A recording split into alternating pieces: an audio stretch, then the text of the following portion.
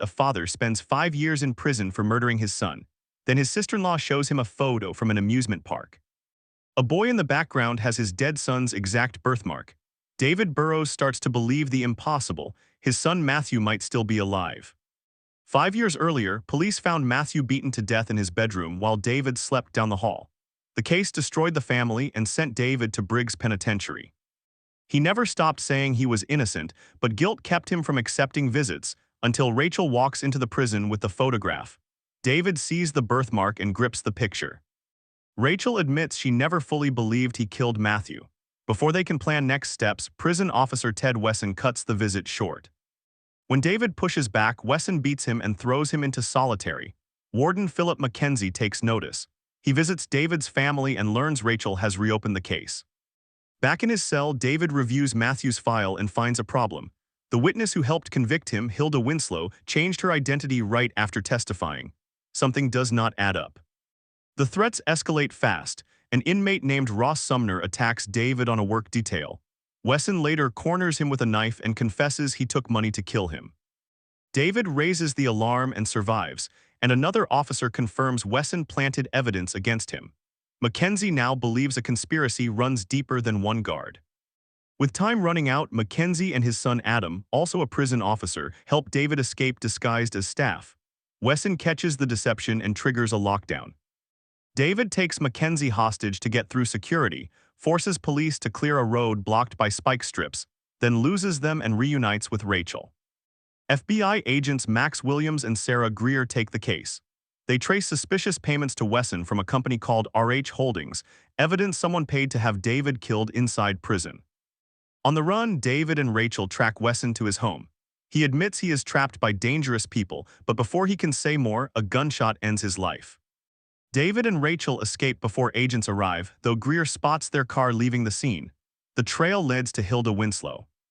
She finally admits a man threatened her family and forced her to lie in court. She describes him, an enforcer named Skunk, tied to a crime boss named Nicky Fisher. Agents close in as David flees across rooftops, and Greer shoots him in the arm before he escapes into a garbage truck. Back home, Adam digs up Matthew's grave to test the remains. The grave is empty. Someone removed the body years ago, proof someone with reach knew the evidence would expose the truth. Rachel pays a price for helping David. The FBI arrests her for obstruction and for her role in Wesson's death. The story then cuts to a beach where a woman calls out to a boy named Theo. He turns around. The boy is Matthew, alive years after everyone believed him dead. Hayden, an old friend of Rachel's, learns she has been arrested and threatens to turn David in. To stop him, David tells him the truth. Matthew is alive. What David does not know yet, Hayden's fear of exposure runs deeper than loyalty. Years under his controlling mother, Gertrude Payne, have left Hayden desperate to prove himself, and that need will matter later. David strikes a deal. Hilda agrees to lure Skunk to New York in exchange for Rachel walking free of any further involvement. The plan works until Skunk pulls a gun mid-meeting and shoots Hilda. David chases him down, forces answers out of him, and gets one line changing everything. Ask your father why Nicky Fisher kidnapped Matthew. Philip and Lenny, David's father, dig into old records and find a fake bus accident used to pull Cheryl, David's ex-wife, away from home the night Matthew vanished. The man behind the lie is Ronald, Cheryl's current husband. Records also tie Ronald to Nicky Fisher through an old fraud case, raising a hard question: did Ronald help set up the kidnapping? Here is where the story turns. Rachel finds proof a company tied to the Payne family privately rented the amusement park on the day Matthew was photographed there. The Paynes are not bystanders. They are part of the plan. David corners Nicky Fisher himself, expecting a confession. Instead, Nicky reveals his own son Liam died in prison after Lenny and Philip put him there years ago, and that loss fueled his hunt for revenge, not the kidnapping. Nicky forces David to choose between saving Lenny or reaching Matthew, then admits the whole test was designed to prove David had no part in what happened to his son. Nicky's final piece of advice: look at Cheryl's past. The clinic records take David there.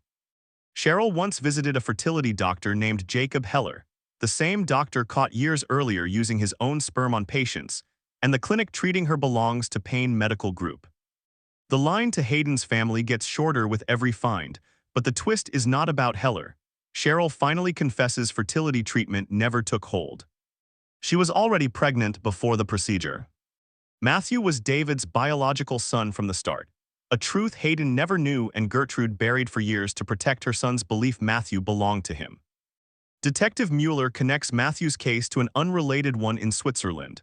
A boy named Martin, found hidden in a house after his adoptive parents died, who vanished from an orphanage funded by the Payne Foundation.